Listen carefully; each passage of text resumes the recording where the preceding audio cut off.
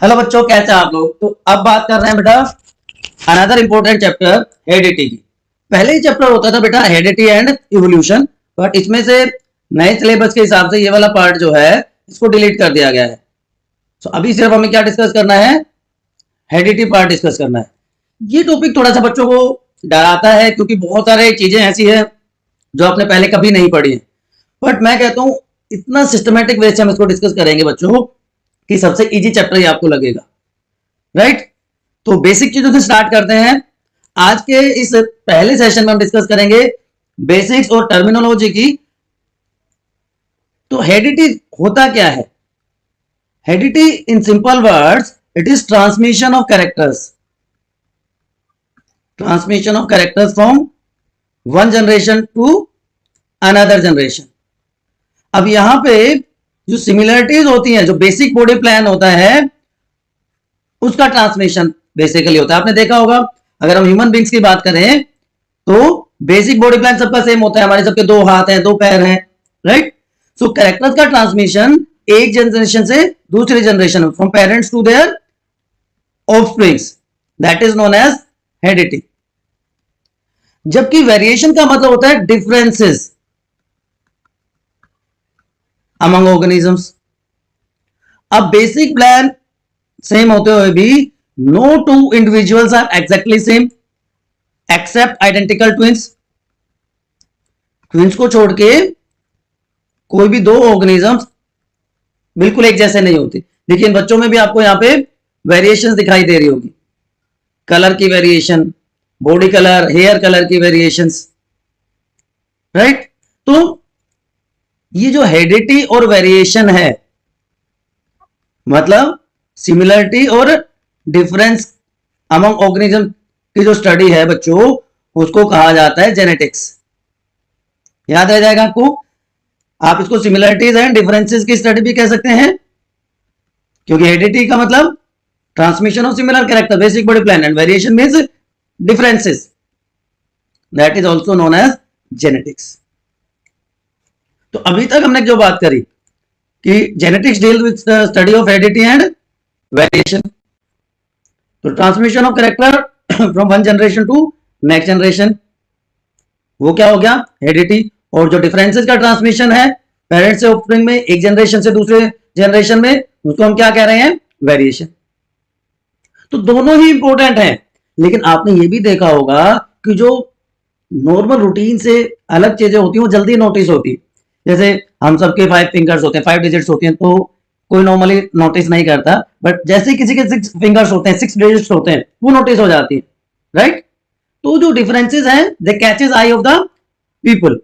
तो जो वेरिएशन है बॉडी में दो टाइप के होते हैं, सोमेटिक वेरिएशंस एंड गैमेटिक। इनको हम जर्मिनल वेरिएशन भी कहते हैं बच्चों, they are also known as germinal variation.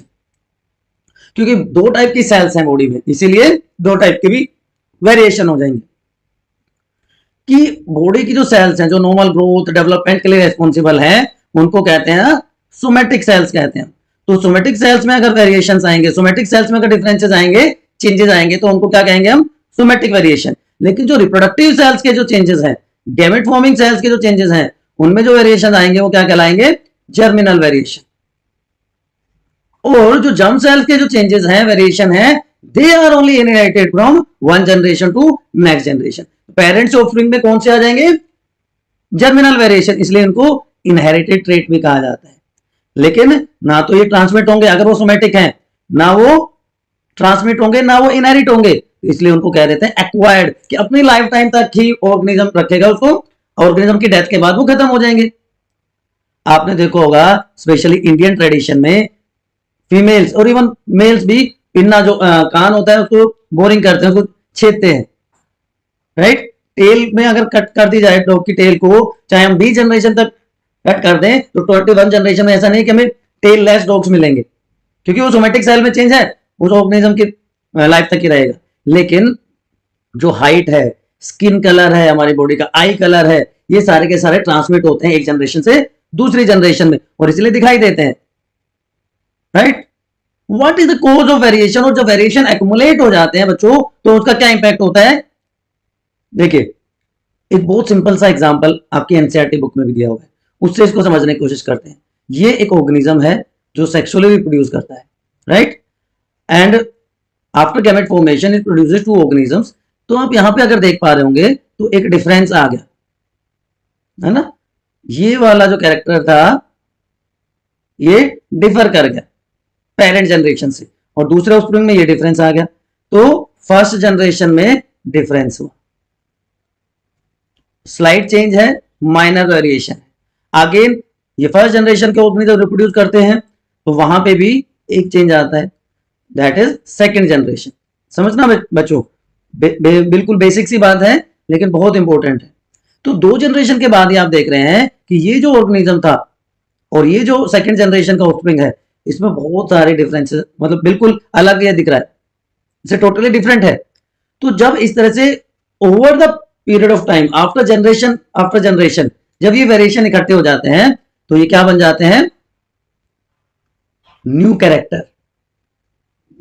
और जब बहुत सारे न्यू कैरेक्टर इकट्ठे हो जाएंगे तो क्या बन जाएगा, नई स्पीशीज बन जाएगी। And process of species formation is known as speciation. और स्पेसिएशन से ही होता है बच्चों इवोल्यूशन, जो पार्ट अभी डिलीट हो गया आपके सिलेबस से। तो इनडायरेक्टली हम कह सकते हैं कि variation leads to evolution, right. अभी क्यों होता है, व्हाई टक्कर्स, सोचिए, तब तक मैं आपको बताता हूं कि एसेक्सुअल और सेक्सुअली रिप्रोड्यूस ऑर्गेनिज्म से वेरिएशन की क्या इंपॉर्टेंस और ये कैसे होते हैं। देखिए, रिप्रोडक्शन के टाइम पे जब ऑर्गेनिज्म का मल्टीप्लिकेशन होता है जिसको हम रिप्रोडक्शन कहते हैं, उस टाइम पे ये अपीयर होते हैं। अब जो सिंपल ऑर्गेनिजम्स हैं, जो एसेक्सुअली रिप्रोड्यूस ऑर्गेनिजम्स होते हैं, उसमें बहुत कम वेरिएशन आपको दिखाई देंगे, राइट। क्यों, क्योंकि जो ऑफस्प्रिंग है they are carbon copy of their parents, they are carbon copy of parent. Amoeba का आप एग्जांपल हो, अमीबा सारे एक जैसे दिखाई देते हैं, हाइड्रा सारे एक जैसे दिखाई देते हैं। लेकिन जब बात होती है सेक्सुअली रिप्रोड्यूस ऑर्गेनिजम्स की तो वेरिएशन बहुत इंपॉर्टेंट हो जाते हैं। क्यों, क्योंकि अब यहां पे आपको बात करनी पड़ेगी इंपॉर्टेंस ऑफ डीएनए कॉपिंग की, कि जो 99.9% जो डीएनए है वो सारे ह्यूमंस में सेम है। 0.1% का जो डिफरेंस है इट कंट्रीब्यूट से लो, और उसी की वजह से कोई भी दो इंडिविजुअल एक जैसे नहीं होते, क्योंकि 3.3 इंटू 10⁹ बेस पेयर्स प्रेजेंट होते हैं ह्यूमन बॉडी में। आगे बताऊंगा इसके बारे में, आप अभी इतना याद रखिए कि 99.9% जो डीएनए है वो सेम है, लेकिन जो 0.1 का डिफरेंस है वो क्यों होता है, that is due to error in DNA copying, error in DNA copying. तो उस एरर की वजह से क्या आ जाते हैं, वेरिएशंस आ जाते हैं, जो अभी मैंने आपसे पूछा था। और वेरिएशन आपको पता है कितना इंपॉर्टेंट हो जाते हैं। वेरिएशन किस किस रीजन से हो सकते हैं सेक्सुअली रिप्रोड्यूस ऑर्गेनिजम्स में, वो क्रॉसिंग ओवर की वजह से हो सकते हैं, वो म्यूटेशंस की वजह से हो सकते हैं, वो क्रोमोसोम के अनइक्वल डिस्ट्रीब्यूशन की वजह से हो सकते हैं। And variations leads to speciation and ultimately evolution. तो जब एक्यूमुलेट हो जाएंगे वेरिएशन रिप्रोडक्शन के टाइम पे, तो वो नई कैरेक्टर्स, नई स्पीशीज के फॉर्मेशन में हेल्प करते हैं, राइट। तो इससे हमें पता चल गया what is the importance of variation.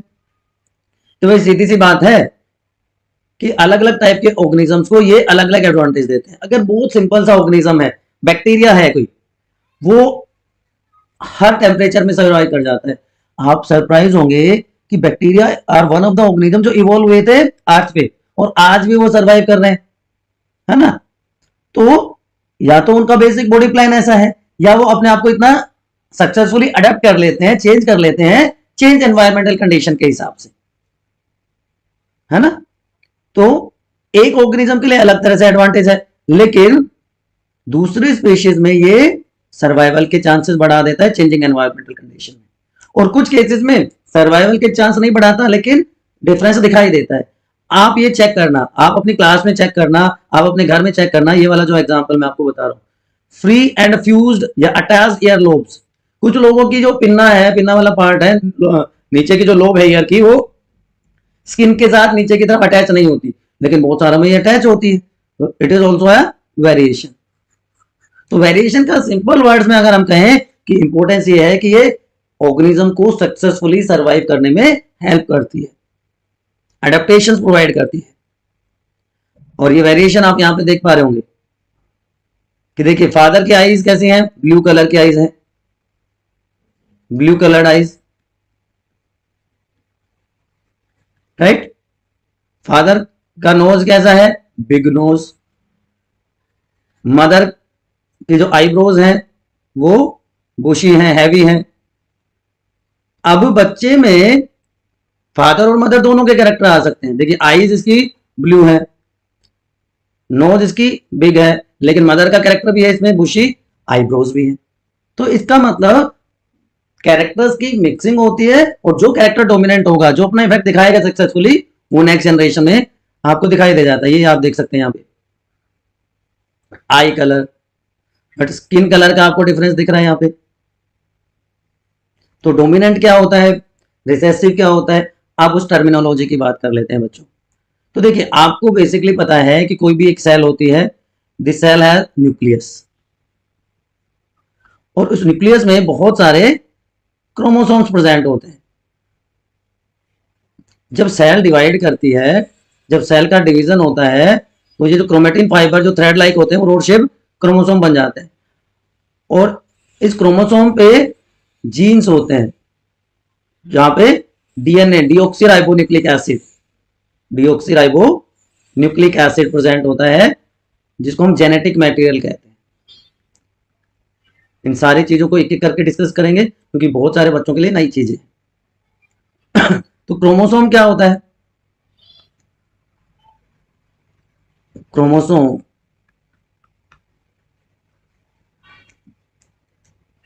कि न्यूक्लियस में इस तरह से जो थ्रेड लाइक स्ट्रक्चर थी उसको हम कहते हैं क्रोमेटिन मटेरियल। और ये क्रोमेटिन मटेरियल सेल डिवीजन के टाइम पर कंडेंस हो जाता है and it changes into rod shaped structure which are known as chromosome. Every organism have fixed number of chromosome. अब आप में से कितनों को पता है, एक बार कमेंट सेक्शन में बताइए, ह्यूमन बींग्स में कितने क्रोमोसोम्स होते हैं? 23 पेयर्स और 46 क्रोमोसोम्स होते हैं। उसमें से 22 पेयर्स जो बॉडी की ग्रोथ, मेंटेनेंस, डेवलपमेंट के लिए जरूरी होते हैं, उनको ऑटोसोम्स कहते हैं। और जो लास्ट पेयर है which is XX in female and XY in male, they are known as sex chromosomes. Right, तो क्रोमोसोम क्लियर हो गया। अब डीएनए क्या है, डीऑक्सीराइबोन्यूक्लिक एसिड। इस क्रोमोसोम में जीन्स प्रेजेंट होते हैं और जीन्स का काम होता है इंफॉर्मेशन को कैरी करना। क्या इंफॉर्मेशन कैरी करना, कि जो जेनेटिक मटेरियल है वो सब्सटेंस जो पेरेंट से ऑफस्प्रिंग्स में ट्रांसमिट होता है उसको हम जेनेटिक मटेरियल कहते हैं। ह्यूमन बींग्स में डीएनए जेनेटिक मटेरियल होता है।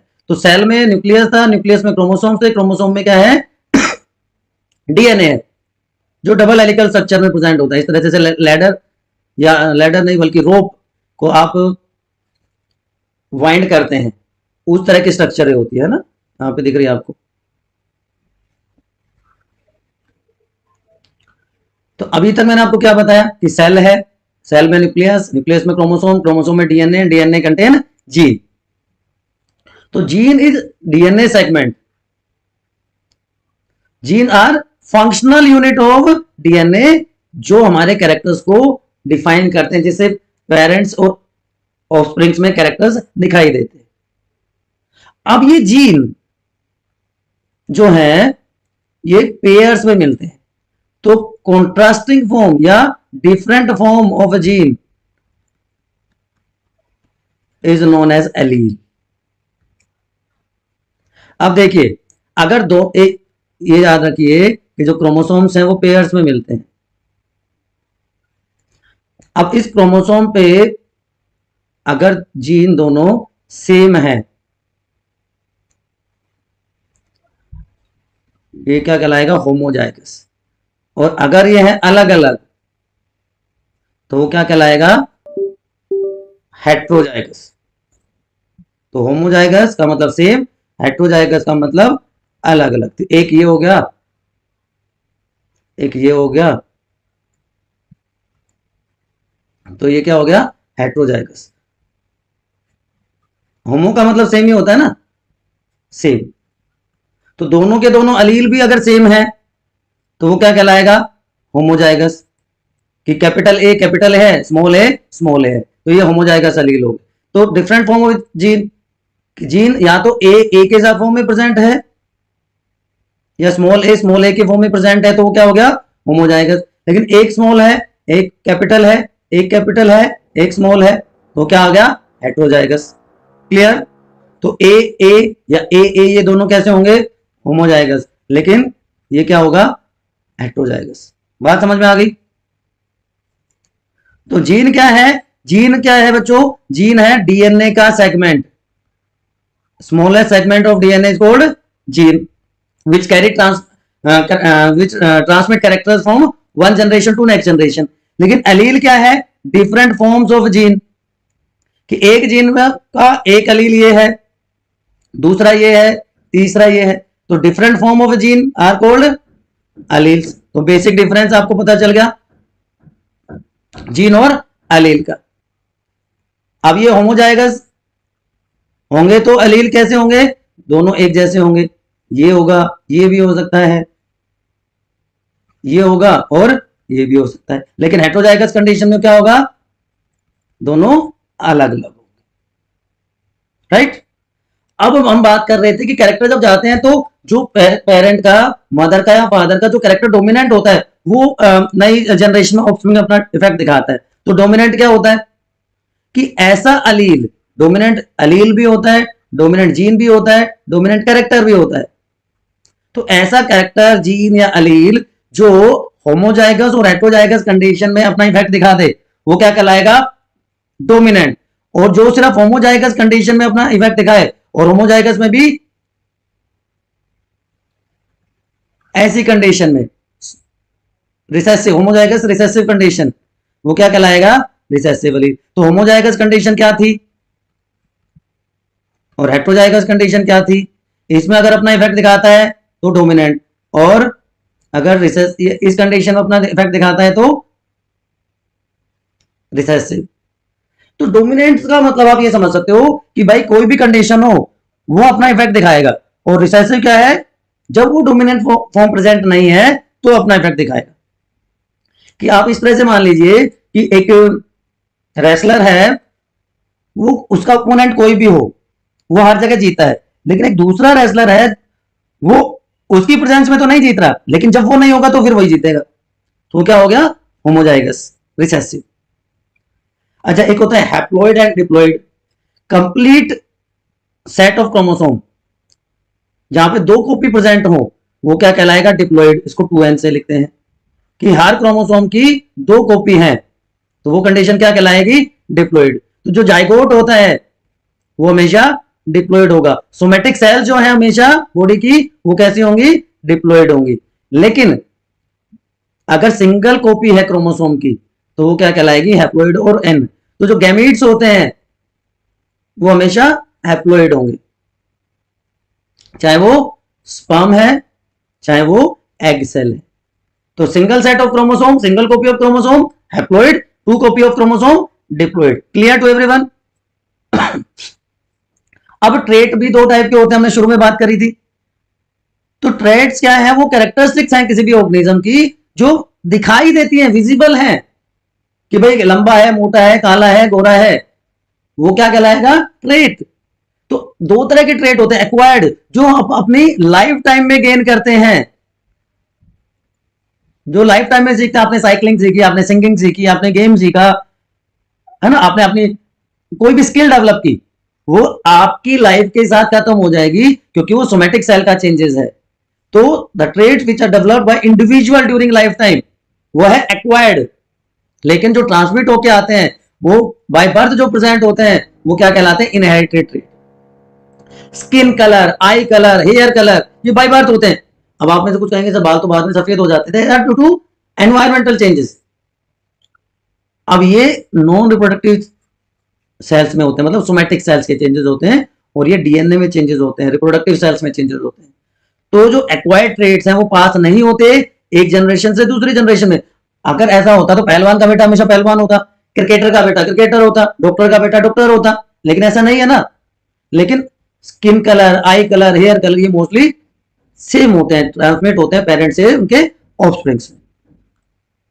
तो एक्वायर्ड ट्रेड जो सिंगिंग, डांसिंग, स्किल्स जो भी आ गए, स्किल्स जो लाइफ टाइम में डेवलप हुए इंडिविजुअल की, वो क्या हो गए एक्वायर्ड। और जो बाय बर्थ प्रेजेंट हैं वो क्या हो गए इनहेरिटेड ट्रेड। बहुत सारे एग्जांपल है इनहेरिटेड ट्रेड के, देखिए बहुत सारे बच्चों में ये विडो पीक होता है, रोलिंग ऑफ टंग, बहुत सारे बच्चे अपनी टंग को रोल कर सकते हैं राइट। फ्री और फ्यूज ईयरलोब का मैंने बताया आपको। फ्रंट टीथ में बहुत सारे बच्चों में गैप होता है। तो ये सारे क्या है इनहेरिटेड ट्रेड्स हैं। Hair colour, skin colour, eye colour, skin colour. अब दूसरे फीचर्स की अगर हम बात करें, जीनोटाइप और फिनोटाइप, जेनेटिक मेकअप कि जीन्स की फॉर्म में वो ऑर्गेनिज्म कैसे रिप्रेजेंट होगा, वो क्या कहलाएगा जीनोटाइप। जबकि फिनोटाइप क्या फिजिकल और आउटर अपीयरेंस की देखने में वो कैसा लग रहा है। अब मैं कहूं कि प्लांट है वो टॉल है या प्लांट में व्हाइट फ्लावर्स हैं, तो वो क्या हो गया उसका फिनोटाइप। लेकिन जब उसको इंटरनली स्टडी करेंगे, उसके जीन्स को जब देखेंगे, तो वो क्या कहलाएगा उसका जीनोटाइप।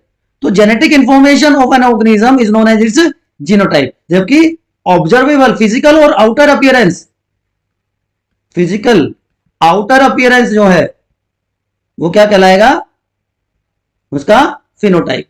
अब ये genes capital T, capital B, small B, heterozygous condition, तो ये जीन्स है, तो ये इसका जीनोटाइप हो गया। लेकिन फ्लावर का कलर कि भाई पर्पल है, व्हाइट है, वो बाहर से दिखाई दे रहा है, तो वो उसका फिनोटाइप है। इसी तरह दूसरे फॉर्म में आप देखिए जीनोटाइप मतलब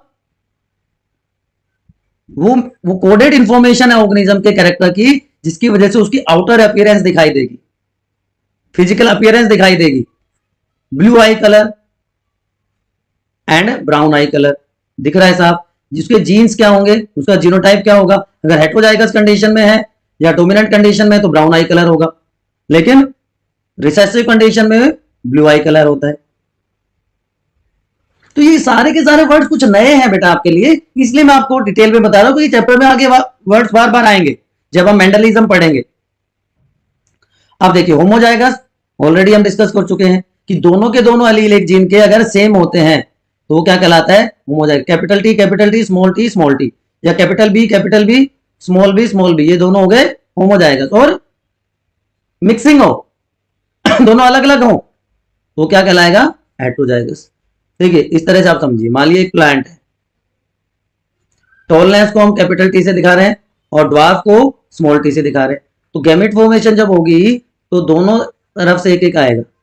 तो F1 जनरेशन में सारे कैसे होंगे टॉल, लेकिन दोनों कैपिटल टी भी है स्मॉल टी भी है, तो क्या हो गया ये हेट्रोजाइगस टॉल। ये वाली कंडीशन होगी हेट्रोजाइगस कंडीशन। तो होमोजाइगस और हेट्रोजाइगस में क्या फर्क है। होमोजाइगस ये है कि आइडेंटिकल एलील्स हैं जीन के होमोलोगस क्रोमोसोम्स पे। ये क्रोमोसोम क्या है होमोलोगस क्रोमोसोम है, पेयर्स में मिलते हैं, तो वो कंडीशन क्या कहलाएगी होमोजाइगस। लेकिन डिप्लॉइड ऑर्गेनिज्म में हेट्रोजाइगस क्या होगा कि जो जीन और प्रेजेंट है लोकस पे उसके एलील अलग अलग हो तो वो क्या कहलाएगा हेट्रोजाइगस। ये भी होमोलोगस क्रोमोसोम्स है but genes are different, alleles are different. कि होमोजाइगस डोमिनेंट अभी बताया मैंने कैपिटल टी या स्मॉल टी, लेकिन जब जो दोनों के गैमेट्स कंबाइन होके और F1 जनरेशन बनेगी वो कैसी होगी हेट्रोजाइगस टॉल। ठीक है बच्चों, यहां तो कोई कंफ्यूजन है, कोई इफ बट है कि भाई टर्मिनोलॉजी में कहीं पे भी कोई वर्ड आपको समझ में नहीं आ रहा हो। What is genetics, study of heredity and variation, similarities और डिफरेंसेस के स्टडी को हम क्या कहते हैं जेनेटिक्स। टर्मिनोलॉजी हमने सारी डिस्कस कर ली। अब who is father of genetics? Gregor John Mendel is known as father of genetics, right? तो अब हम बात करेंगे मेंडलिज्म की कि किस तरह से मेंडल ने काम किया, कौन से प्लांट पे काम किया, क्या मेंडल का रिमार्केबल कंट्रीब्यूशन रहा। तो अब हम इसी की बात करेंगे बच्चों। ग्रेगर जॉन मेंडल, जैसा कि मैंने आपको पहले भी बताया है, is known as father of genetics, right? तो उनका जो रिमार्केबल कंट्रीब्यूशन रहा in the field of genetics, उसकी अब बात करते हैं। तो ये हिस्टोरिकल बैकग्राउंड अगर हम देखें तो आप इसको सिंपली यहां से पढ़ सकते हैं। तो उनके कंट्रीब्यूशन के बारे में जब हमने पढ़ा तो पता चला कि there are two things, physical and chemical basis of inheritance. तो फिजिकल बेसिस क्या होता है इनहेरिटेंस का, and what is chemical basis of inheritance? तो जीन, जिसको मेंडल ने क्या कहा था, factor, is physical basis of inheritance, क्योंकि ये ट्रांसमिशन में हेल्प करता है कैरेक्टर्स के from one generation to another generation. लेकिन at the same time DNA, जो कि जेनेटिक मटेरियल है, ऑलरेडी हम डिस्कस कर चुके हैं, डीएनए इज जेनेटिक मटेरियल, और डीएनए का जो स्मॉलेस्ट सेगमेंट है सिस्ट्रोन कहलाता है बेटा। तो it is known as, DNA is known as chemical basis of inheritance. तो फिजिकल बेसिस क्या हो गया, फैक्टर्स, जिनको अब हम जीन कहते हैं, and chemical basis is DNA, and smallest DNA segment is known as cistron. तो ग्रेगर जॉन मेंडल 1822 से 1884 तक उन्होंने सर्वाइव किया, and he was the first person जिन्होंने डेमोन्स्ट्रेट किया mechanism of transmission of character from one generation to next generation. लेकिन Mendel का work almost 34 years तक रिकॉग्नाइज नहीं हो पाया। 34 इयर्स तक हम कह सकते हैं कि लोगों ने उसको आइडेंटिफाई ही नहीं किया। क्या रीजन रहे 34 इयर्स तक मेंडल को रिकॉग्नाइज नहीं किया गया? सबसे पहला जो रीजन था, he was not a scientist, he was a priest। तो लोगों को विश्वास ही नहीं हुआ कि कोई प्रीस्ट भी इस तरह का रिमार्केबल वर्क कर सकता है। सेकेंडली, जो उन्होंने अपना वर्क पब्लिश करवाया वो एक लोकल जर्नल में करवाया जहां पे वो रहते थे। ये उसी तरह हो गया, मान लो आप एक पर्टिकुलर एरिया में रहते हैं और वहां पे कोई लोकल न्यूज़पेपर निकलता है, उसमें जो न्यूज आएगी वो रेस्ट ऑफ द वर्ल्ड को नहीं पता चलेगी, रेस्ट ऑफ द कंट्री को ही नहीं पता चलेगी। तो उनके साथ भी कुछ ऐसा ही हुआ कि उनकी जो रिमार्केबल डिस्कवरीज थी वो अननोटिस रह गई।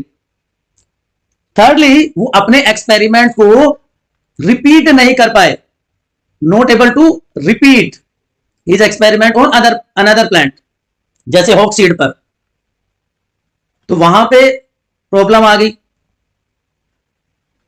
And lastly, he was not aggressive in nature. वो being a priest he was very calm. तो लोगों को फोर्सफुली वो अपने काम के बारे में नहीं बता पाए, और कोई उनके पास कोई फिजिकल प्रूफ भी नहीं था, फिजिकल प्रूफ एब्सेंट था कि जिससे वो बता सके कि yes these are the factors, existence और जो फैक्टर्स का था जिनको हम आजकल जीन कहते हैं उसके बारे में भी वो नहीं बता पाए। But in 1900, 16 years after his death, he died in 1884, 16 years after his death, 3 scientists from 3 different countries, Hugo de Vries, वो हॉलैंड से थे, कार्ल कोरेंस जर्मनी के, मतलब देखिए अलग अलग एरियाज में, अलग अलग कंट्रीज में लोगों ने उसी तरह का वर्क किया, एंड वॉन शैम्ब्रेक, जो कि ऑस्ट्रिया से ही थे जहां से मेंडल बिलोंग करते थे। तो von शैम्ब्रेक was aware about work of Mendel, so they republished all the work on the Mendel's name, and after that Mendel के वर्क को रिकॉग्निशन मिली and he was considered as father of genetics। तो इतना लंबा wait उनको करना पड़ा। अब मेंडल का एक्सपेरिमेंट मटेरियल क्या था कि कैसे वो कैरेक्टर्स ट्रांसमिशन को पढ़ पाए, what will be the trade seen in the child, ये भी हम बात करेंगे।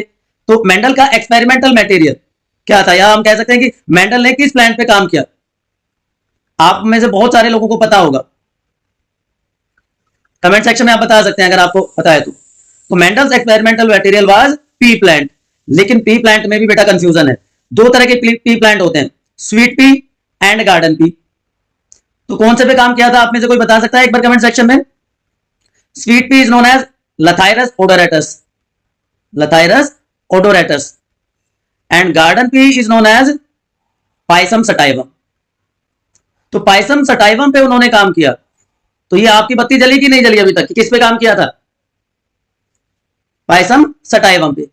क्यों उन्होंने Pisum sativum को स्टडी किया, सेलेक्ट किया? Reasons to select pea plant, reasons to select pea plant, बहुत सारे रीजंस थे Pisum sativum को सेलेक्ट करने के। पहला रीजन था a large number of contrasting characters, large number of contrasting characters were present। contrasting character का मतलब जिनको हम फिजिकली बता सकें कि जैसे tall and dwarf, round and wrinkled. Secondly pure varieties were available, कि प्योर टॉल, प्योर ड्वार्फ, तो ये वेराइटीज अवेलेबल थी, इजीली अवेलेबल था, इजी टू ग्रो, अपने जो उनकी चर्च थी उसके एरिया में उन्होंने इजीली ग्रो कर लिया। Secondly next is short life span, और क्योंकि सॉरी ये प्लांट्स क्लोज रहते हैं तो self pollination is easily possible in them, और क्योंकि large number of contrasting characters थे तो इजीली उनको उनके लिए इजी हो गया सेलेक्ट करना कि कौन से कैरेक्टर को हम चूज कर सकते हैं, और कंट्रोल ब्रीडिंग इसमें पॉसिबल थी। कंट्रोल ब्रीडिंग क्या होती है मैं बताता हूं आपको। कंट्रोल ब्रीडिंग पॉसिबल, मेंडल ने अपने जो एक्सपेरिमेंट थे बेटा वो 3 स्टेप्स में किए। सबसे पहला जो स्टेप उन्होंने फॉलो किया, स्टेप्स नंबर 1, उन्होंने सबसे पहले सिलेक्शन किया प्योर प्लांट का, pure parent, selection of pure parents. Pure parent से क्या मतलब है कि भाई पेरेंट्स भी क्या मिक्स हो सकते हैं? यस, प्योर पेरेंट का मतलब अगर टोलनेस लिया तो कैपिटल टी होमोजाइगस टोल, और ड्वार्फ लिया तो होमोजाइगस ड्वार्फ। सेकंड स्टेप में उन्होंने कहा hybridisation, hybridisation of parents. Hybridisation में क्या किया उन्होंने कि इनको आपस में क्रॉस करवाया, और गैमेट फॉर्मेशन के बाद जो पहली जनरेशन मिली, पहली जनरेशन को उसने F1 जनरेशन कहा। तो hybridisation of pure plant for F1 generation. Thirdly उन्होंने क्या किया, उन्होंने कंट्रोल्ड ब्रीडिंग टेक्निक की जो मैं बात बता रहा था, उन्होंने 2 चीजें की, बल्कि हम कह सकते हैं 3 चीजें की उन्होंने। सबसे पहला क्या किया उन्होंने किया इमैस्कुलेशन, सेल्फ पोलिनेशन के लिए उन्होंने इमैस्कुलेशन किया। इमैस्कुलेशन होता है removal of male part, removal of anther, anther remove कर दिया, और अपने हिसाब से जब जरूरत हुई तो जो एंथर थे वो डस्ट कर दिए फीमेल पार्ट पे। उसके बाद बैगिंग कर दी उन्होंने, उसको कवर कर दिया इमैस्कुलेटेड फ्लावर को, एंड देन डस्टिंग के बाद टैगिंग कर दी गई कि हर प्लांट पे लिख दिया गया कि भाई कब कौन सा प्रोसीजर इस पे अडॉप्ट किया गया, डेट उस पे, टाइम उस पे, सारा मेंशन कर दिया। एंड इन थर्ड स्टेप मैं यहां पे कर देता हूं आपके लिए। इन थर्ड स्टेप उन्होंने सेल्फ क्रॉसिंग करवाई, सेल्फ ब्रीडिंग करवाई। जो F1 जनरेशन थी उसकी सेल्फ ब्रीडिंग करवाई। तो F1 जनरेशन में ये मिला था, इसको आपस में क्रॉस करवा दिया, तो इससे क्या मिला? F2 generation. अब what were the reasons for Mendel success?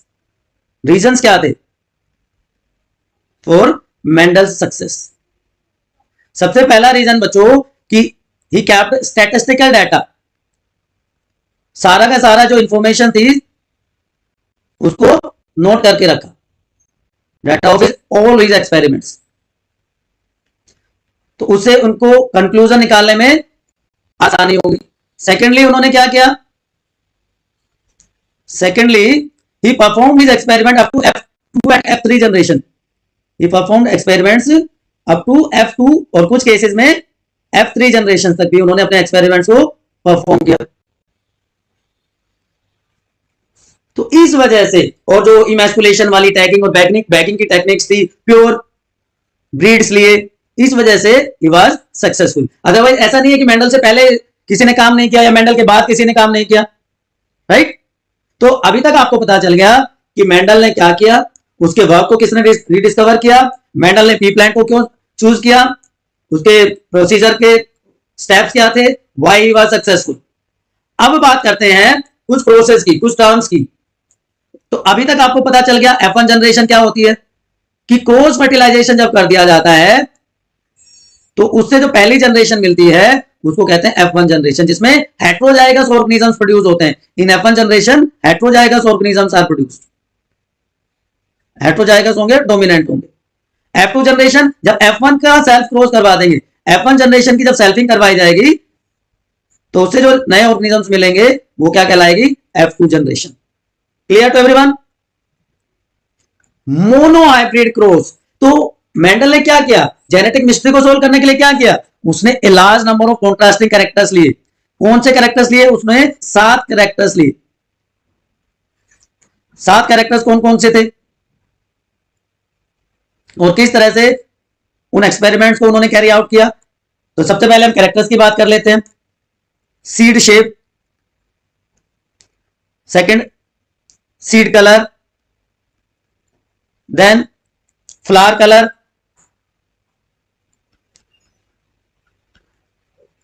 Pond shape, जो मटर का छिलका होता है ना उसकी शेप की बात है, पोड शेप, देन पोड कलर,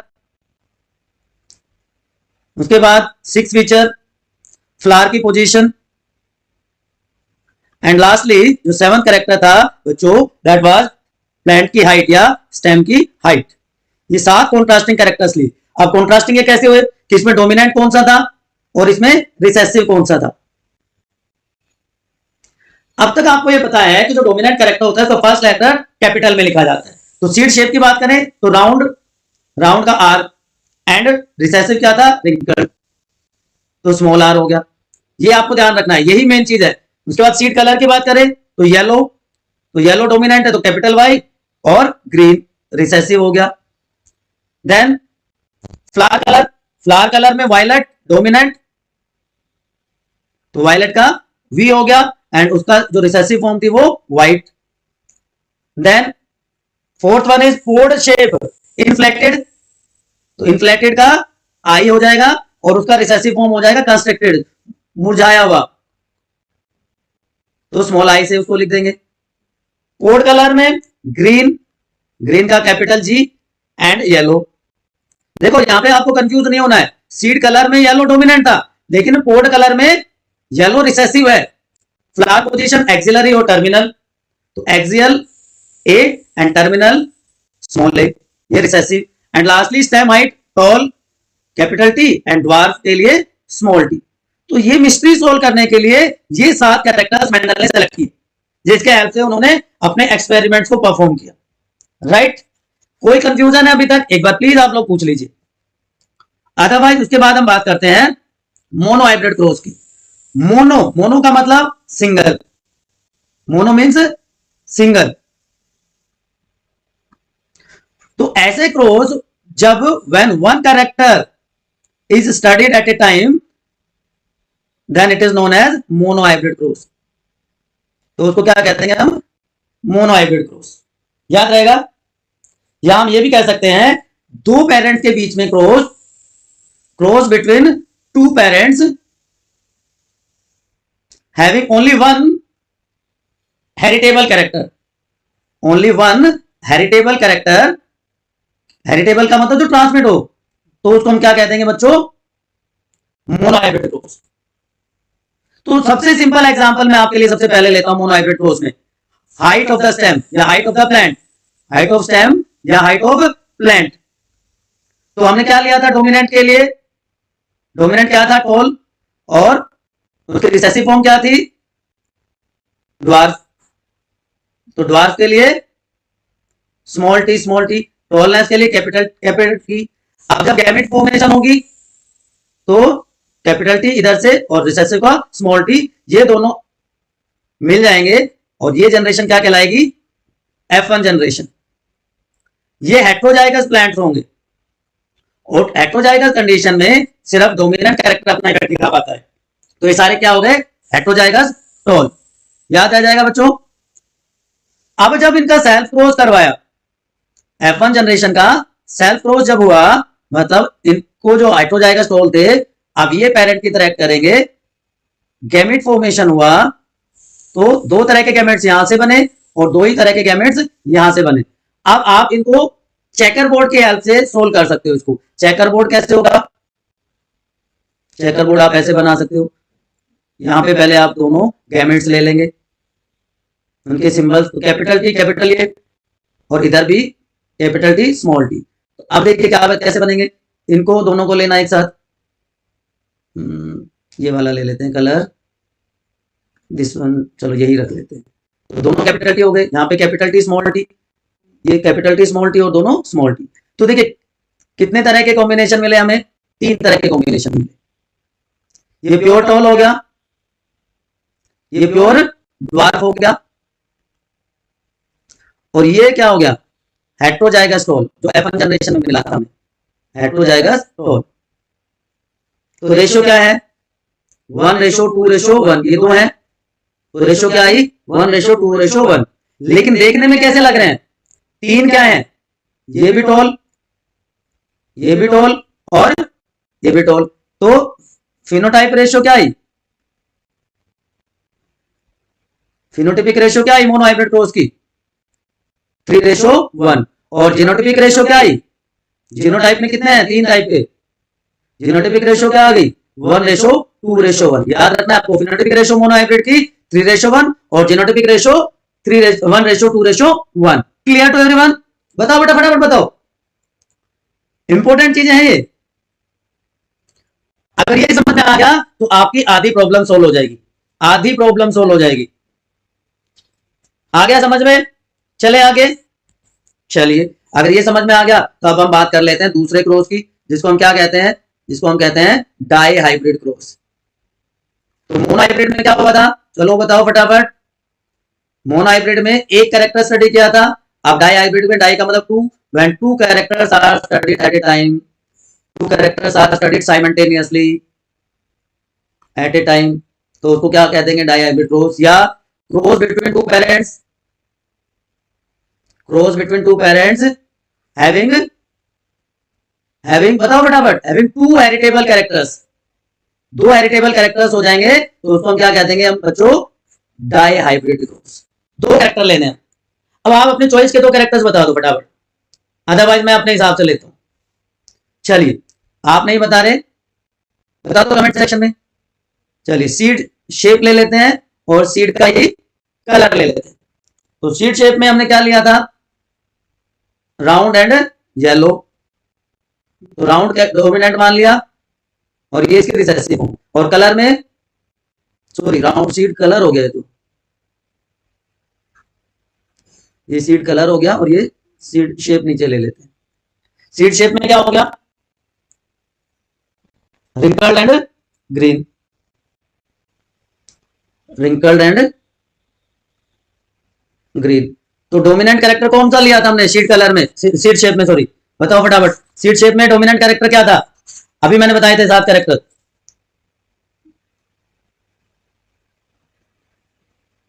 बताओ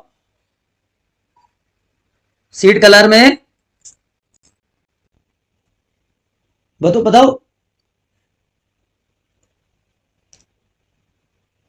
येलो और ग्रीन तो सीड कलर हो गया, राउंड और रिंकल्ड क्या हो गया, सीड का शेप हो गया। सॉरी ये मेरे से गलती होगी, मैं दोबारा से यहाँ पे आपको बताता हूँ, यहाँ पे कंफ्यूजन खत्म करते हैं। देखिए हमने 2 कैरेक्टर लेने हैं, seed shape and seed colour. Seed colour में क्या क्या है हमारे पास, yellow and green, yellow and green. तो येलो का कैपिटल हो गया, ग्रीन का स्मॉल, तो येलो डोमिनेंट है। और सीड शेप में क्या हो गया, राउंड एंड रिंकल्ड, तो राउंड को डोमिनेंट मान लिया हमने, और रिंकल्ड क्या हो गया हमारा, रिसेसिव। तो अब हमारे पास क्या है, राउंड येलो दोनों डोमिनेंट है, और दूसरी तरफ क्या है हमारे पास, रिंकल्ड ग्रीन। तो capital R capital Y, small R small Y, ये पेरेंट हो गए। अब जब गैमेट फॉर्मेशन होगी तो इधर से ये आएगा, इधर से स्मॉल आर स्मॉल वाई आएगा, और F1 जनरेशन में सारे मिल जाएंगे। तो F1 जनरेशन में सारे कैसे होंगे, हेटेरोजाइगस होंगे, अभी हमने डिस्कस किया था। हेटेरोजाइगस में क्या होगा, राउंड और येलो हो जाएंगे सारे के सारे, राउंड येलो होंगे सारे के सारे। अब सेल्फिंग जब हम करवाएंगे F1 ऑर्गेनिजम्स की, F1 जनरेशन का जब सेल्फ क्रॉस करवाएंगे तो क्या होगा, देखिए यहां तक हमने देख लिया, पेरेंट जनरेशन ये थी, राउंड येलो और रिंकल्ड ग्रीन, गैमेट फॉर्मेशन बन गई। F1 जनरेशन में हेटेरोजाइगस सारे कैसे हो गए, राउंड येलो। अब बच्चों को जो मेन कंफ्यूजन आता है, जिससे डरते हैं, वो ये कि सर इतने सारे कॉम्बिनेशंस कैसे करेंगे। बिल्कुल आसान है बेटा, बिल्कुल आसान है, बिल्कुल भी घबराना नहीं है। देखिए क्या करना है आपको, आपके पास गैमेट कौन कौन से हैं, capital R, capital Y, R Y जिसको आप कह सकते हो, आर वाई और दोनों स्मॉल। इसी तरह यहां पे भी इसको एक और बनाना पड़ेगा हमें, यहां पे R Y R Y R Y and R Y. यही रिजल्ट है, आप कैसे इसको ऑब्टेन करेंगे। देखिए आपको कुछ नहीं करना है, आपको इनको मिलाते हुए चले जाना है, इनको मिक्स करते चले जाना है। इसको इसके साथ कर देंगे, सिंपल है, बताओ इजी है ना। तो आपको ये वाला चेकर बोर्ड मिल जाएगा। अब देखिए जहां पे भी कैपिटल आर आ जाएगा उसका मतलब राउंड है, वो अकेला ही है। कैपिटल वाई जहां पे आ जाएगा उसका मतलब क्या है, वो येलो है। तो देखिए ये राउंड येलो, ये भी राउंड येलो, ये भी राउंड येलो, ये भी राउंड येलो, ये भी, जहां पे भी कैपिटल आर आपको दिख रहा है सारे कैसे होंगे, राउंड। ये इस तरह से आप मिलाते चले जाएंगे, सेम चेकर बोर्ड आप इजिली बना सकते हैं, कोई कंफ्यूजन नहीं। जैसे जैसे है वैसे आप चलते चले जाइए, आपका चेकर बोर्ड कंप्लीट हो जाएगा। हो रहा है, स्मॉल आर आ गया दोनों यहाँ पे, स्मॉल वाई कैपिटल आ गए, सॉरी दोनों स्मॉल, एक कैपिटल एक स्मॉल वाई, एक कैपिटल एक स्मॉल और दोनों वाई स्मॉल आ गए, दोनों आर स्मॉल एक कैपिटल वाई और यहाँ पे दोनों। अब देखिए ये कंडीशन सबसे अलग है, दोनों के दोनों रिसेसिव कैरेक्टर ऐसे एक साथ हैं। तो अब क्या हुआ आपके पास, जब आप कैलकुलेट करेंगे बच्चों, तो इसमें आपको दो चीजें देखने को मिल जाएगी। क्या क्या देखने को मिल जाएगा, चार तरह के कॉम्बिनेशन है, राउंड येलो ये पेरेंटल है, और रिंकल्ड ग्रीन ये भी पेरेंटल है। तो राउंड येलो कितने हो गए, 9, और रिंकल्ड ग्रीन कितना होगा, 1। अब इसके बीच में जितने भी कॉम्बिनेशन है, राउंड के साथ क्या आ जाएगा, ग्रीन आ जाएगा, रिंकल्ड के साथ क्या आ जाएगा, येलो आ जाएगा, ये 3 होंगे। तो हमारी रेशो क्या आ गई, 9:3:3:1, ये फिनोटिपिक रेशो है F2 जनरेशन की, नॉट F1, F2 जनरेशन की फिनोटिपिक रेशो है। आप इसको कैसे चेक कर सकते हैं, देखिए अलग अलग कैरेक्टर ले लीजिए, पहले सीड शेप ले लीजिए। अगर हमारी मोनो हाइब्रिड रेशो क्या आती है, 3:1, तो एक कैरेक्टर लिया सीड शेप, सीड शेप में क्या है, राउंड एंड रिंकल्ड।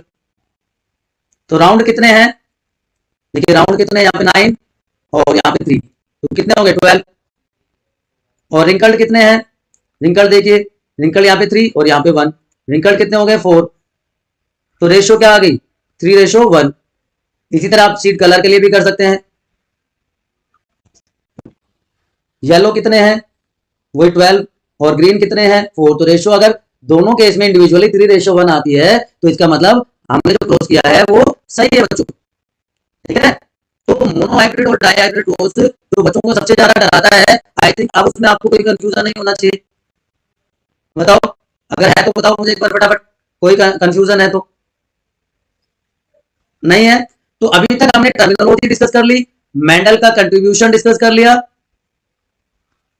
उसने क्यों पी प्लांट को स्टडी किया, क्यों उसको सक्सेस मिली और उसका आउटकम क्या था, और उसके बाद हमने monohybrid and dihybrid को डिस्कस कर लिया। फिर भी कोई कंफ्यूजन है तो एक बार आप फटाफट बायोलॉजी पर कमेंट सेक्शन में पूछ लीजिए।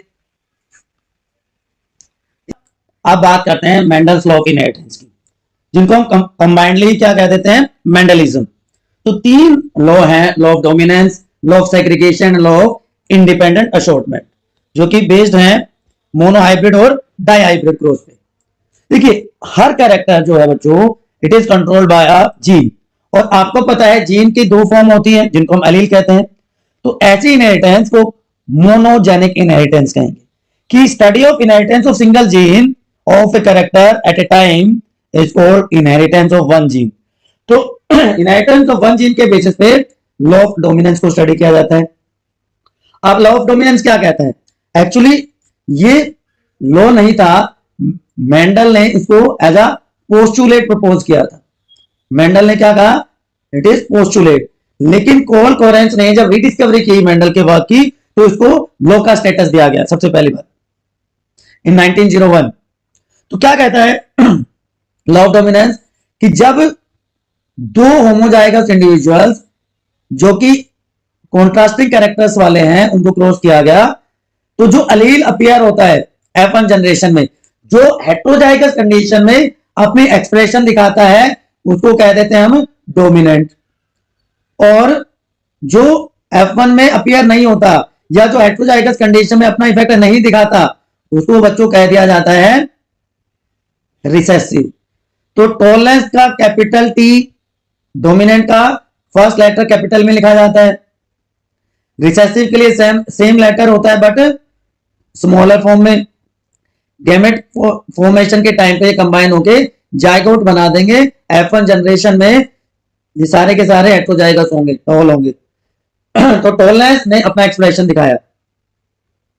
और जब इनको फर्दर सेल्फ क्रॉस करवाया जाता है तो क्या रेशो आती है? हम already mono hybrid cross discuss कर चुके हैं कि जहां पे एक पेयर को स्टडी किया जाए एक बार में, या हम बात कर रहे हैं इनहेरिटेंस ऑफ वन जीन की,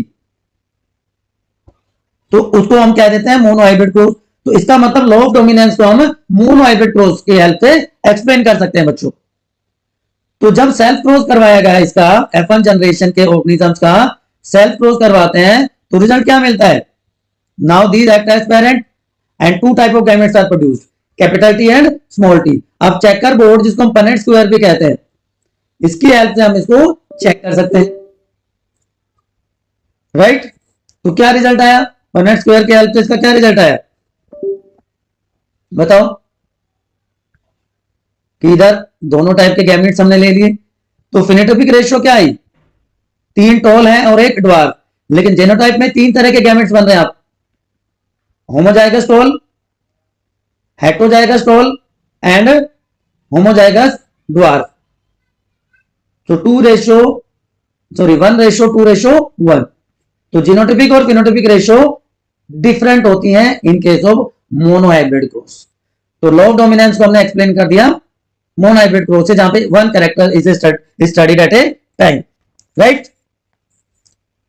तो ऐसा एलील जो दूसरे के प्रेजेंस में अपना इफेक्ट दिखाता है वो होता है डोमिनेंट, और जो हिडन रह जाता है, अपना इफेक्ट नहीं दिखा पाता, वो क्या कहलाता है? रिसेसिव। बट इसके कुछ एक्सेप्शंस हैं जो आप हायर क्लासेस में पढ़ेंगे। लॉ ऑफ डोमिनेंस के एक्सेप्शंस में मैं एटलीस्ट बता देता हूं, इनकम्प्लीट डोमिनेंस एंड कोडोमिनेंस, ये मेन 2 एक्सेप्शंस हैं लॉ ऑफ डोमिनेंस की।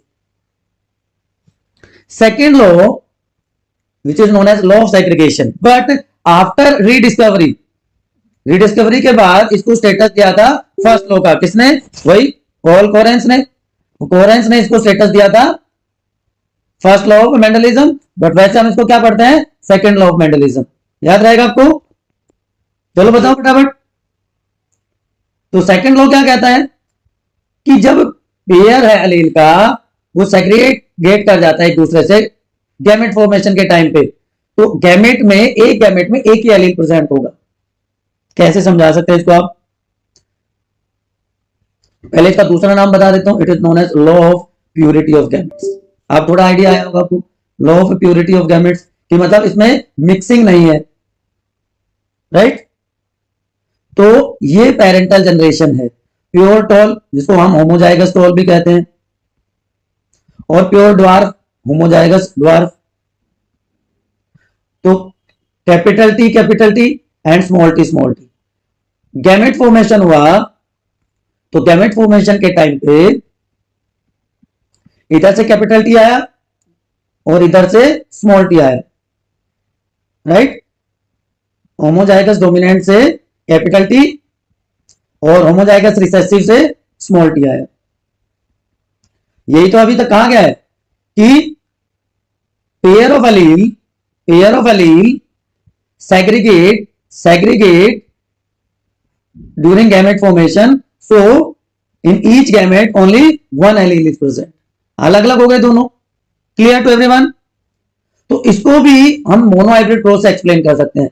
तो जब इनका सेल्फ क्रॉस करवाएंगे, F1 जनरेशन का सेल्फ क्रॉस होगा, तो ऑलरेडी हमने देखा था अभी कि लॉ ऑफ सेग्रीगेशन क्या कह रहा है कि allele pair in hybrid remain together, एक साथ तो रह जाएंगे, उनकी कोई मिक्सिंग भी नहीं होगी, बट सेग्रीगेट और separate during gamete formation. So gamete receive only one of the two factors, और इसलिए इसको law of purity of gametes भी कहा जाता है। ठीक है, लेकिन जब इनका सेल्फ क्रॉस करवाया तो F2 जनरेशन में हम ऑलरेडी देख चुके हैं मोनोहाइब्रिड क्रॉस के केस में जीनोटिपिक और फिनोटिपिक रेशियो क्या आती है। मोनोहाइब्रिड क्रॉस में जीनोटिपिक रेशियो क्या आती है? 1:2:1। और फिनोटिपिक रेशियो क्या आती है? फिनोटाइप क्या आता है? 3:1। Is it clear to everyone? तो law of dominance, law of segregation of characters, दोनों को मोनोहाइब्रिड क्रॉस से एक्सप्लेन कर सकते हैं। कोरेंस ने लॉ ऑफ डोमिनेंस को एक्चुअली जो कि पोस्टुलेट था मेंडल का, उसको लॉ का स्टेटस दिया, और लॉ ऑफ सेग्रीगेशन को फर्स्ट लॉ ऑफ मेंडलिज्म कहा गया बाय कार्ल कोरेंस। तो लॉ ऑफ सेग्रीगेशन क्या कह रहा है? देखिए, लॉ ऑफ सेग्रीगेशन क्या कह रहा है कि एक जीन एक से ज्यादा फॉर्म में एग्जिस्ट कर रहा है। हमने हाइट ऑफ द प्लांट की बात करी कि दो फॉर्म है, capital T and small T, different form of A gene. अब जब गैमेट प्रोड्यूस हुए आफ्टर मियोसिस, रिडक्शनल डिवीजन के बाद, तो हर गैमेट में एक ही एलील प्रेजेंट है, हर जीन में एक ही एलील प्रेजेंट है। तो हर ऑर्गेनिज्म दो एलील इनहेरिट करता है पेरेंट से, लेकिन ये दोनों अलग अलग होते हैं। एक डोमिनेंट होगा जो अपना इफेक्ट दिखाएगा, दूसरा रिसेसिव होगा जो अपना इफेक्ट नहीं दिखा पाएगा। ठीक है, तो सोमेटिक सेल्स, जर्मिनल सेल्स में जो चेंजेस होंगे, जो कैरेक्टर्स होंगे, वो एक्सप्रेस हो जाएंगे नेक्स्ट जनरेशन में। अब लॉ ऑफ इंडिपेंडेंट असॉर्टमेंट, इसको क्या कहा गया? इनहेरिटेंस ऑफ टू जीन, कि एक बार में दो कैरेक्टर को हम एक साथ स्टडी कर रहे हैं, तो इसको कहा गया Mendel's second law. It is called as Mendel's second law after rediscovery by Correns. ये लॉ क्या कहता है कि जो सेग्रीगेशन है, जो असॉर्टमेंट है हर पेयर की, वो इंडिपेंडेंट है दूसरे के। कि जब गैमेट फॉर्मेशन होगी तो एक जो पेयर है, एक जो ट्रेट का कैरेक्टर का पेयर है, वो सेग्रीगेट हो जाएगा दूसरे से independently without interfering expression of other trait और अदर कैरेक्टर। ठीक है, इसको आप ऐसे समझ सकते हैं कि ह्यूमन बॉडी में बहुत सारे कैरेक्टर्स हैं, कि भाई अगर हम कलर की ही बात करें तो स्किन कलर है, हेयर कलर है, आई कलर है, सारे के सारे अलग अलग है। ऐसा नहीं है ना कि स्किन कलर हेयर कलर के एक्सप्रेशन को रोकता है, या हेयर कलर आई कलर के एक्सप्रेशन को रोकता है। सारे के सारे अलग अलग जीन से रेगुलेट हो रहे हैं, अलग अलग क्रोमोसोम्स पे लोकेटेड है। तो लॉ ऑफ इंडिपेंडेंट असॉर्टमेंट यही कह रहा है बच्चों कि when two homozygous parents, when two homozygous round yellow different two pair of contrasting characters, seed shape और सीड कलर ले लिया हमने, राउंड येलो डोमिनेंट है, रिंकल्ड ग्रीन रिसेसिव है, उनको क्रॉस करवाया तो इनहेरिटेंस ऑफ वन जीन की सीड शेप जो है वो सीड कलर को इंटरफेयर नहीं करेगी। तो in they are inherited independent of each other. मतलब कि डायहाइब्रिड में जब गैमेट फॉर्मेशन होती है तो डिस्ट्रीब्यूशन जो एलील का है वो इंडिपेंडेंट है। तो कैसे है देखिए, ये दो कैरेक्टर लिए हमने, गैमेट फॉर्मेशन के बाद F1 जनरेशन में सारे के सारे हेटेरोजाइगस ऑर्गेनिजम्स प्रोड्यूस हुए। अब हेटेरोजाइगस में यहाँ पे क्या है, सारे के सारे राउंड एंड येलो है, सॉरी यहाँ पे लिखा हुआ है। लेकिन जब इनकी सेल्फिंग करवाएंगे, सेल्फ क्रॉस जब करवाएंगे F1 हाइब्रिड्स का, तो 4 type of gametes are produce, round yellow, ये भी round green, wrinkled yellow, wrinkled green. तो हमने ऑलरेडी चेकर बोर्ड की हेल्प से देखा था कि जो फिनोटिपिक रेशियो आती है 9:3:1 आती है, और जीनोटिपिक रेशियो को आप मोबाइल नंबर की तरह याद रख सकते हैं। मोबाइल नंबर की तरह आप याद रख सकते हैं 121 242 121, इसको आप देखेंगे तो यही रेशियो आएगी। क्या जो इसी तरह पे लिखी हुई है 111 सॉरी 112 411 2121, 9 कॉम्बिनेशन बनते हैं, ये इजी है याद रखने में। ठीक है, तो मतलब आप देख रहे हो अगर इसको हम सिर्फ इंडिपेंडेंटली चेक करें कि एक कैरेक्टर को एक बार में ले, one character eight a time, तो हमने ले लिया सीट का कलर, कलर क्या था येलो और ग्रीन। तो जो रेशियो आई थी हमारी 9:3:3:1, उसमें कैसे कैसे थे, ये सारे राउंड येलो थे, ये सारे कैसे थे रिंकल्ड ग्रीन थे, ये सारे रिंकल्ड ग्रीन थे। अब ये रिकॉम्बिनेंट थे तो राउंड ग्रीन और ये रिंकल्ड येलो। तो येलो टोटल कितने हुए 9 + 3 12 और ग्रीन कितने हुए 3 + 1 4। तो रेशियो क्या आया 3:1। इसी तरह सीड का शेप ले लीजिए आप इंडिपेंडेंटली, सीड शेप में राउंड कितने हैं 9 + 3 12 और रिंकल्ड कितने हैं 3 + 1 4। रेशियो क्या आई 3:1। इसका मतलब सीड का कलर भी और सीड का शेप भी मोनो हाइब्रिड क्रॉस जब करवाते हैं, एक बार में एक कैरेक्टर लेते हैं, तो रेशियो ये आती है फिनोटाइपिक रेशियो। मतलब दोनों कैरेक्टर एक दूसरे को इंटरफेयर नहीं कर रहे, दोनों अपना इफेक्ट इंडिपेंडेंटली शो कर रहे हैं, अपने एक्सप्रेशन इंडिपेंडेंटली दिखा रहे हैं। तो इनहेरिटेंस ऑफ 2 जीन हमने देख ली। अब जो एक्सेप्शन क्या है, एक्सेप्शन लॉ ऑफ डोमिनेंस के क्या क्या थे, इनकम्प्लीट डोमिनेंस एंड कोडोमिनेंस। इसके क्या है linkage and crossing over, linkage and crossing over. इसका मतलब सिर्फ लॉ ऑफ सेग्रीगेशन है जो जिसका कोई एक्सेप्शन नहीं है। ठीक, अब 2 और टर्म मैं आपको यहां पे एक बार बता देता हूं इन लॉज के साथ, back cross and test cross. कि जब किसी F1 इंडिविजुअल को किसी भी पेरेंट के साथ, चाहे वो रिसेसिव है चाहे वो डोमिनेंट है, उसके साथ वापस से क्रॉस करवाएंगे तो वो क्या कहलाएगा बैक क्रॉस। कि ये देखिए F1 जनरेशन थी, हेटेरोजाइगस टोल थे, इसको होमोजाइगस रिसेसिव के साथ या इसको होमोजाइगस डोमिनेंट के साथ जब क्रॉस करवा देंगे तो वो क्या कहलाएगा बैक क्रॉस। ठीक, लेकिन जब F1 हाइब्रिड को डबल रिसेसिव पेरेंट के साथ क्रॉस करवाया जाएगा तो वो क्या कहलाता है बच्चों, उसको कह देते हैं टेस्ट क्रॉस। तो टेस्ट क्रॉस के केस में फिनोटाइपिक और जीनोटाइपिक रेशियो सेम होती है 1:1। एंड टेस्ट क्रॉस की यूटिलिटी क्या है, why test cross is important. Test cross इसलिए इंपॉर्टेंट है कि इसकी हेल्प से हम किसी भी डोमिनेंट एक्सप्रेशन का जीनोटाइप फाइंड आउट कर सकते हैं। ठीक है, इसकी हेल्प से हम यूजफुल रिसेसिव ट्रेस को इंट्रोड्यूस कर सकते हैं हाइब्रिड में, और ये प्लांट ब्रीडर्स के लिए बहुत इंपॉर्टेंट है। प्लांट ब्रीडर्स इसको क्रॉप इंप्रूवमेंट प्रोग्राम तो यूज करते हैं।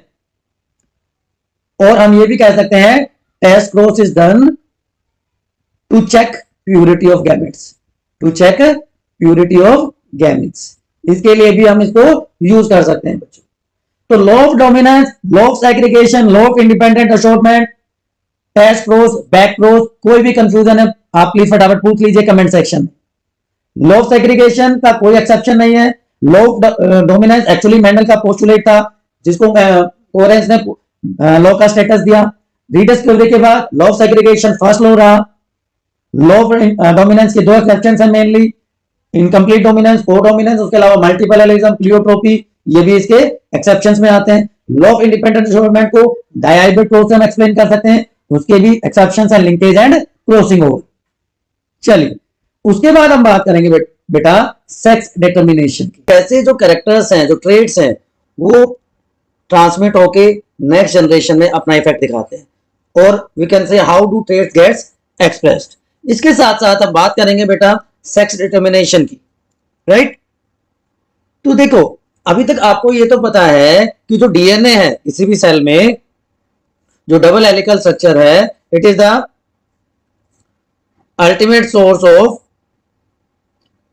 मेकिंग प्रोटीन्स, है ना। तो ये डबल हेलिकल स्ट्रक्चर होती है जिसको हम क्या कहते हैं डीएनए। इसके 2 स्ट्रैंड्स होते हैं 5 prime to 3 prime and 3 prime to 5 prime, और उसके बीच में नाइट्रोजनस बेसिस की पेयरिंग होती है। ड्यूरिंग प्रोटीन फॉर्मेशन, डीएनए से मैसेंजर आरएनए बनता है और उस मैसेंजर आरएनए से ही प्रोटीन की फॉर्मेशन होगी। अब जो डीएनए का पेयर है जो इंफॉर्मेशन प्रोवाइड कर रहा है फॉर प्रोटीन सिंथेसिस, उसको हम क्या कहते हैं? जीन कहते हैं। ठीक है, इसका मतलब अगर किसी सेल में जीन प्रॉपरली काम कर रहा है तो डिजायर्ड अमाउंट में प्रोटीन की फॉर्मेशन होगी और वो प्रोटीन जिस पर्टिकुलर फंक्शन के लिए रेस्पॉन्सिबल है वो काम भी एफिशिएंटली होता रहेगा। बहुत सिंपल सा एग्जांपल लेते हैं हम, height of the plant. Height of the plant depend upon the growth hormone, और इस ग्रोथ हार्मोन को, जीएच को कौन कंट्रोल कर रहा है? This growth hormone is controlled by a gene. अब अगर ये जीन सफिशिएंट अमाउंट में एफिशिएंटली काम कर रहा है तो प्लांट की ग्रोथ नॉर्मल होगी। अगर ये ग्रोथ हार्मोन या ये जीन एक्सेसिवली प्रोड्यूस हो रहा है, ज्यादा अमाउंट में प्रोड्यूस हो रहा है, तो क्या हो जाएगा? टॉलनेस हो जाएगी। और अगर ये कम अमाउंट में है तो ड्वार्फ हो जाएगा प्लांट। इसी तरह ह्यूमन बींग्स में हम देख सकते हैं, ह्यूमन बींग्स में अगर हाइट के लिए रिस्पॉन्सिबल जीन प्रॉपरली काम कर रहा है तो नॉर्मल ग्रोथ होगी। लेकिन अगर वो अपना हार्मोन ज्यादा अमाउंट में प्रोड्यूस कर रहा है, जीएच, तो जायंटिज्म हो जाता है। आपने देखा होगा बहुत सारे लोग एबनॉर्मली 7 फीट 7.5 फीट के हो जाते हैं, और अगर कम अमाउंट में होता है तो लोग 2 फीट 3 फीट के भी हो जाते हैं। तो ड्वार्फिज्म या जायंटिज्म हो सकता है। तो इसका मतलब ये हो गया ना बच्चों कि जीन जो है, जो पर्टिकुलर प्रोटीन को फॉर्मेशन करता है, अगर वो चेंज होता है तो जो उससे रिलेटेड प्रोटीन है उसका प्रोडक्शन अफेक्ट होगा, और जो फंक्शन वो रेगुलेट कर रहा है वो भी इनडायरेक्टली अफेक्ट हो जाएगा। तो दोनों के दोनों, अगर सेक्सुअल रिप्रोड्यूस ऑर्गेनिज्म की बात करें तो इन सेक्सुअली रिप्रोड्यूस ऑर्गेनिज्म, या हम कह सकते हैं कि ह्यूमन बीइंग्स, बोथ जो पेरेंट हैं वो इक्वली कंट्रीब्यूट करते हैं, क्योंकि जो डीएनए है वो पेरेंट से, दोनों से इक्वली आता है, मैटरनल भी और पैटर्नल भी, फादर से भी और मदर से भी। अब जो गैमेट बनते हैं वो गैमेट फ्यूज करके जाइगोट की फॉर्मेशन कर देंगे। तो ए copy of the gene is transferred from the both the parent. So A copy of the gene is transferred from the both parents, और वो डिपेंड करेगा कि किसका कैरेक्टर डोमिनेंट है, फादर का कि मदर का। तो नेक्स्ट जनरेशन में या ह्यूमन बीइंग के केस में बच्चे में वही कैरेक्टर दिखाई देता है। तो डीएनए से जब मैसेंजर आरएनए की फॉर्मेशन होती है उस प्रोसेस को कहते हैं ट्रांसक्रिप्शन, और जब मैसेंजर आरएनए से प्रोटीन की सिंथेसिस होती है तो उसको कह देते हैं ट्रांसलेशन। ठीक है ना बच्चों? तो आपको समझ में आ गई बात? पूरा एक बार समराइज कर लेते हैं क्या क्या बातें हमने करी। कि देखिए सीधी सी बात थी कि हमारे पास है डीएनए, डीएनए के ऊपर है जीन, जीन कंट्रोल करता है किसी प्रोटीन के सिंथेसिस को, and this protein is responsible for a unique character, right? तो एक सेल है, सेल में क्रोमेटिन मटेरियल प्रेजेंट था जो कि फाइब्रस थ्रेड लाइक स्ट्रक्चर थी। अब जब सेल डिवीजन होता है तो during cell division this thread like structure changes into rod shaped chromosomes, condensation हो जाता है। On chromosome genes are present, जिसका नंबर फिक्स होता है पर्टिकुलर स्पीशीज में, और ये जीन की कॉपी दोनों पेरेंट से, from parent A copy of the gene is transferred to the next generation in the form of gametes. So in this way character transmission occurs from parents to the offspring. आप समझ में आ गई बात बिल्कुल simplified वे में? चलिए अब बात कर लेते हैं सेक्स डिटर्मिनेशन की, कि कैसे सेक्स डिटर्मिनेशन होता है। देखो, वो प्रोसेस जिसके थ्रू किसी भी इंडिविजुअल का सेक्स डिसाइड होता है उसके जेनेटिक मटेरियल की कंपोजिशन के बेसिस पे, उसको कह देते हैं सेक्स डिटर्मिनेशन। दो टाइप का सेक्स डिटर्मिनेशन होता है ऑर्गेनिजम्स में, एनिमल्स में, environmental and chromosomal, environmental and chromosomal sex determination. कि जब एबायोटिक फैक्टर्स, जब एनवायरमेंटल फैक्टर्स लाइक टेम्परेचर, या पोल्यूशन, इस तरह के फैक्टर जब सेक्स डिटर्मिनेशन में हेल्प करें तो वो कहलाएगा एनवायरमेंटल सेक्स डिटर्मिनेशन। जबकि जो दूसरे हायर एनिमल्स हैं उसमें क्रोमोसोम के हेल्प से सेक्स डिटर्मिनेशन होता है। तो जो डिफरेंट स्पीशीज हैं they use very different methods for sex determination, जिनमें से कुछ एनवायरमेंट पे भी डिपेंड करते हैं। तो जैसे रेप्टाइल्स की हम बात करें तो वहां पे जो टेम्परेचर है वो क्रूशियल रोल प्ले करता है to determine sex of the new organism. Alligators का मैं एग्जांपल अगर आपको दूं, रेप्टाइल्स की हम बात कर रहे हैं, एलिगेटर्स हो गए, टर्टल्स हो गए, टोर्टॉइस, क्रोकोडाइल्स, वहां पे जो टेम्परेचर है इंक्यूबेशन का वो बहुत इंपॉर्टेंट हो जाता है। अगर टर्टल्स की मैं बात करूं तो 28 डिग्री से लेस है अगर temperature, then males are produced. लेकिन अगर टेम्परेचर अबव 33 डिग्री सेल्सियस हो जाता है देन फीमेल्स आर प्रोड्यूस्ड। तो टेम्परेचर हेल्प कर रहा है इन सेक्स डिटर्मिनेशन। एलिगेटर्स में भी ऐसा ही होता है कि अगर इंक्यूबेशन पीरियड 30 डिग्री या उससे बिलो है तो फीमेल प्रोड्यूस होंगी, 34 डिग्री सेल्सियस से ज्यादा है तो मेल प्रोड्यूस होंगे। ठीक है, likewise in crocodile also high temperature maleness को प्रमोट करता है, लो टेम्परेचर फीमेलनेस को प्रोड्यूस करता है या प्रमोट करता है, राइट। तो एनवायरमेंटल फैक्टर जब डिसाइड कर देते हैं then it is known as environmental sex determination. Snails में इसी तरह से होता है, इंडिविजुअल अपना सेक्स चेंज कर लेते हैं तो इसका मतलब वहां पे भी sex is not genetically determined. Bonellia का आप एग्जांपल ले सकते हैं दूसरा, एनालिड होता है। तो इन बोनेलिया क्या व्हाट हैपेंस, यहां पे जो ये खुद ऑर्गेनिज्म है जो वोम है वो अनडिफरेंशिएटेड होता है सेक्सुअली। जैसे ही कोई लार्वा ग्रोन फीमेल के कांटेक्ट में आता है, larva plus grown female when they come in contact, तो क्या होगा, तो स्मॉल मेल प्रोड्यूस हो जाएगा और वो स्मॉल मेल एंटर कर जाता है फीमेल की बॉडी में और एज ए पैरासाइट रहता है in the uterus of the female. ठीक, तो ये तो आ गया सारा एनवायरमेंटल सेक्स डिटर्मिनेशन की बात। Now how the sex of newborn individual is determined, इसका मतलब हम बात कर रहे हैं हायर ऑर्गेनिजम्स की, हम बात कर रहे हैं ह्यूमन बीइंग्स की, राइट। तो ह्यूमन बीइंग्स में जो सेक्स डिटर्मिनेशन है उसको क्रोमोसोमल सेक्स डिटर्मिनेशन या एलोसोमिक सेक्स डिटर्मिनेशन भी कहा जाता है। क्रोमोसोमल या एलोसोमिक या क्रोमोसोमल, राइट। अब यहां पे कैसे होता है जी कि मोस्टली जो एनिमल्स हैं वो होते हैं डिप्लॉइड, तो वहां पे दो तरह के क्रोमोसोम्स होंगे।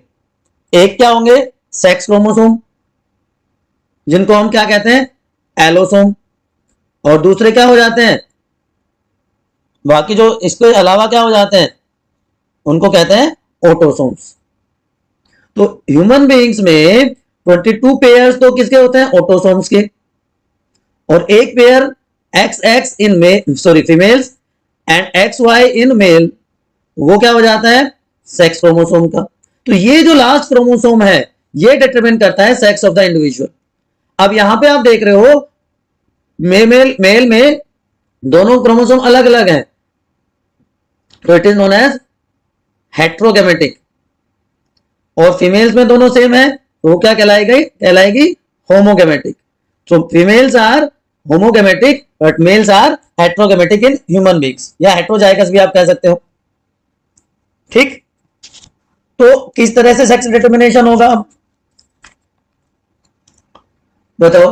तो अभी तक मैंने आपको बताया कि ह्यूमन क्रोमोसोम्स में मैटरनल और पैटर्नल दोनों की कॉपी आती है, वो बाकी के जो पेयर्स हैं जिनको हम ऑटोसोम्स कह देते हैं।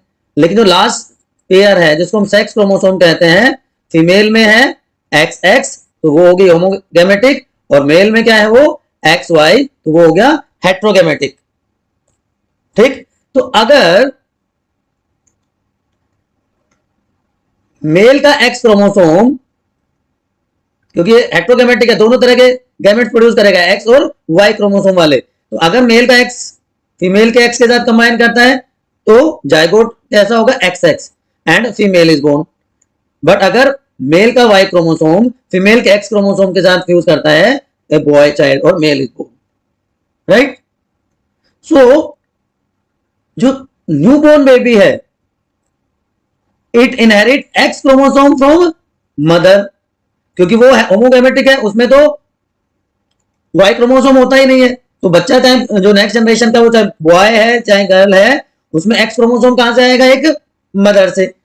अब वाई क्रोमोसोम अगर मदर का सॉरी फादर का मदर के एक्स के साथ कंबाइन कर जाएगा तो बॉय इज बोर्न, और अगर फादर का एक्स मदर के एक्स के साथ कंबाइन कर जाएगा तो गर्ल चाइल्ड इज बोर्न। तो हमारी सोसाइटी में बड़ा मिसकंसेप्शन है, फीमेल को ब्लेम किया जाता है for birth of a girl child. वैसे तो किसी को भी हम ब्लेम नहीं कर सकते कि because it is a random fusion, ये चांस है 50-50% का चांस है। लेकिन अगर ब्लेम भी करना है तो आप मेल को कीजिए ना, क्योंकि मेल के पास वाई क्रोमोसोम है, फीमेल के पास तो है ही नहीं, right. So in this way sex determination occurs in human beings. और कुछ दूसरे टाइप के भी सेक्स डिटर्मिनेशन के मेथड्स होते हैं, यहाँ पे सेक्स क्रोमोसोम डिफरेंट ऑर्गेनिजम्स में डिफरेंट टाइप का होता है। ह्यूमन फीमेल में तो मेल आर हेट्रोगेमेटिक, लेकिन कुछ फीमेल्स भी हेट्रोगेमेटिक होते हैं, जैसे मोथ्स में, बटरफ्लाइज में Z note Z Z type, ठीक है, मोथ और बटरफ्लाइज में, या रेप्टाइल्स में, बर्ड्स में और मैमल्स में, except human beings. Heterogametic male XX XY male का हो गया, मैन का। उसके अलावा Drosophila, XX not in grasshopper. अब एक वर्ड और होता है यहाँ पे, एक और वर्ड हम डिस्कस कर सकते हैं, उसको बच्चों हम कहते हैं parthenogenesis. Parthenogenesis, development without fertilisation, उसको क्या कह देंगे हम, पार्थिनोजेनेसिस। ये किस में होता है, कोई एग्जांपल बता सकता है तो एक बार फटाफट कमेंट सेक्शन में लिख के मुझे बताइए, पार्थिनोजेनेसिस कौन से ऑर्गेनिज्म में देखने को मिलता है, किसी को आइडिया है? मेल हनी बी में पार्थिनोजेनेसिस देखने को मिलता है, इसलिए male honey bee is always haploid, जबकि फीमेल्स चाहे वो वर्कर हैं चाहे वो क्वीन है, वो सारी की सारी कैसे होंगी, डिप्लॉइड होंगी। याद रह जाएगा आपको। अगर यही प्रोसेस प्लांट में होती है तो उसको कह देते हैं बच्चों पार्थिनोकार्पी इन प्लांट्स, ठीक, याद रह जाएगा आपको। चलिए, तो ये आपका चैप्टर था, क्योंकि इसमें एक पार्ट अब डिलीट कर दिया गया, इवोल्यूशन वाला पार्ट, तो अब सिर्फ आपको हेरिडिटी वाला पार्ट पढ़ना है। तो हमने टर्मिनोलॉजी की बात कर ली, हमने मेंडल का कंट्रीब्यूशन देखा, मेंडल के लॉज को डिस्कस किया, कैसे ट्रेड्स एक्सप्रेस करते हैं अपने आप को, and how sex determination occurs, ठीक है। कंफ्यूजन है आपको तो एक बार प्लीज कमेंट सेक्शन में पूछ लीजिए।